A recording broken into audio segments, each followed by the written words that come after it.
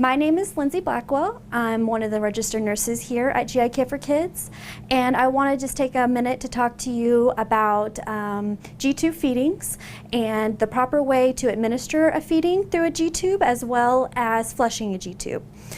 For this little baby here, we have a G-tube button. So these buttons usually come with an extension kit. So it's a tubing that you want to connect to your G-tube to administer feedings such as formula and also medications. So what I want to do is I just want to show you how you would place the extension set, which usually comes through your home health company. Right here there is a little line and there's a little line on this extension set. What you want to do is you want to meet the lines up so that they're kind of all one line. Is that what I say? Okay. And to lock it, you would just turn it in place so the line actually turns upwards. So that way it locks it into place and ensures that it's not going to come out while you're administering a feeding or medication.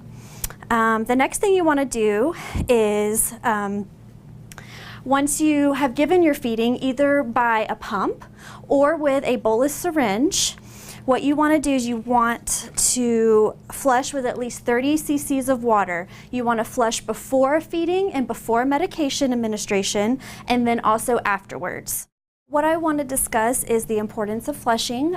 We want to flush multiple times a day, usually before and after feedings, as well as when you administer medications. The importance of this is we want to keep the G-tube patent and working, as well as we don't want it to get clogged or malfunction to where you're going to require a new G-tube change. So when you think of flushing as something that you're going to do first thing before you give anything, and then also you're going to end with flushing as well. The typical amount or standard amount that you would flush with before and after feedings and medications is 30 cc's of regular tap water is fine. But dependent on your child, your doctor may specify a different amount based on your child's needs. But I'm just going to go ahead and practice with the standard amount, which is 30 cc's. Again, you're going to start with flushing before you give anything through a G-tube. So this is 30 cc's and a 60 cc syringe. You're going to go ahead and connect to your extension set and go ahead and give a good flush. And you just want to make sure that you don't hit a lot of resistance. And so once that goes through and everything goes through fine, you're going to go ahead and administer your feeding and or medications. Now if you're giving multiple medications, you want to make sure you flush with a little bit of water. You can ask your physician what he would recommend, but you want to flush in between each medications just to ensure that your child receives the full medication, a full amount of medication, as well as you're not mixing medications. So once you administer the feeding and or medication, you can go ahead and do the whole process again, the same as the first time, 30 cc's or whatever your doctor specifies, and go ahead and give that through the tube. And you just want to look through the tube to make sure that no feeding or medication is left in the extension set here.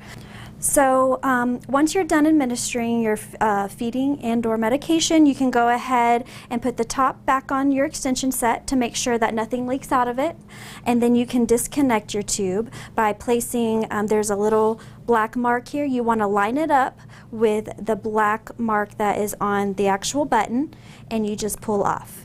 And then there is a little top here that you can just place once you're done, and so that way it ensures that nothing comes out of the tube that was just placed. And these are reusable. You do not have to throw them away each time you use it. You can just use soap and water, mild soap, warm water, and go ahead and clean this off, and you can reuse it for your next feeding or medication administration.